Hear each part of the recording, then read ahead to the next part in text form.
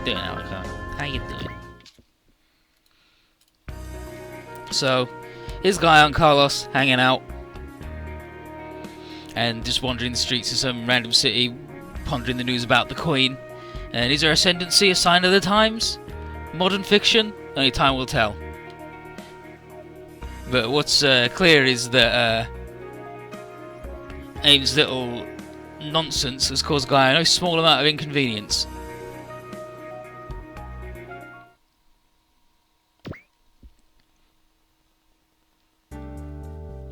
And now we're all thinking like, Queen Elena, huh? Weird. And it's put into effect immediately. She's the Queen, and it's been to quell the anti-Federation sentiment. Insulam are apparently still busy skirmishing and doing nonsense to us, though, and we got to conclude that Marguerite's mission failed, and hopefully she's herself is fine. So the question comes: what are we gonna do? Can we still ride hard on A-Laws after they were officially put in charge of everything? Sumeragi has an interesting excerpt from the Wiseman footage, and it was dated to when the orbital elevator construction began. And there you go.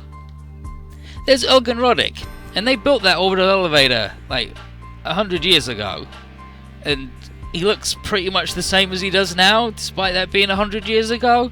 So, could Elgin Roddick be an innovator?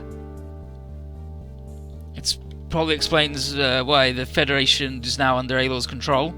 But why did he then give us all the autonomy?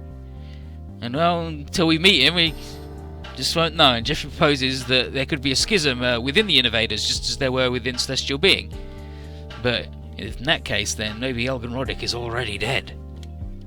And Zero's like, damn. And yeah, it was like, wow, that sucks. Nice thought.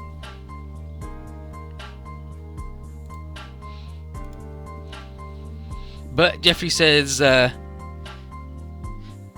we can't count on Utsuka's backup right now, so we've got to act on our own. And Zero says that the Black Knights are going to head to Japan under the circumstances to cement a strategic toehold that was historically one of the most rebellious areas of the world. And Hiro must come with him, because he's well known as an observer of Zero, so Hiro's going with him. And Zero internally here is thinking that Relina's announcement must have had an effect on Nunnally. He wants to see her reaction with his own eyes before concentrating on the battles to come.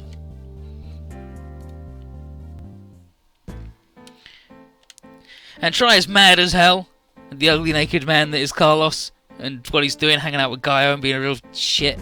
But Crow tells her that he's got enough problems with Gaio and Aim to worry about that dude. The interesting question is Aim telling Crow to get his sphere together and rescue Esther. And even though he's a pathological liar, there's often like a little bit of truth in what he says. So Crow's got to figure out how to get even more juice out of his sphere in the Librasta than he already has. But Try tells him to take care of himself because she's already lost Carlos and Esther. And if she were to lose him, then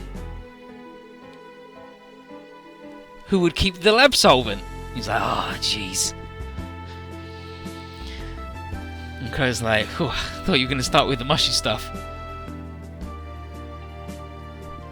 And she's like, idiot, just fuck her. He's like, what's wrong? And then she puts on the mask and he's like, nah, of course I was never going to do mushy stuff and cover it up. Never. But it's like, time to work out your earnings. It's like, oh, that impact. Don't worry about it. Been working on this good bullshit. No big deal. Fucking huge explosion. Ka-ching. And he's earned 500,000, I believe. And Crow's like, so what happens now?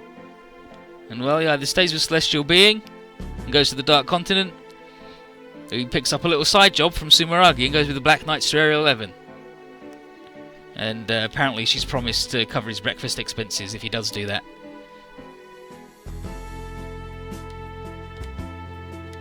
So we're going to Area 11 this time.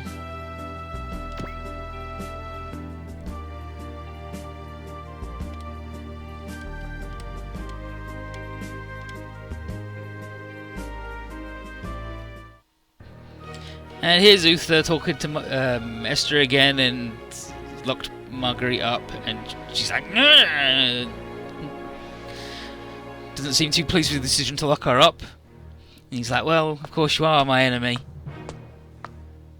And then Wayne comes up and is like, well, my lord, enough talk of Marguerite. The actual Arcsabers are waiting for your command and prepared to give our lives. And there are 500 million Minsalam citizens whose lives are hanging in the balance. And Uther orders the Arcsabers to give their last breath defending the final zone. And then internally he bids Marguerite farewell, vowing to fight for Insalam's future.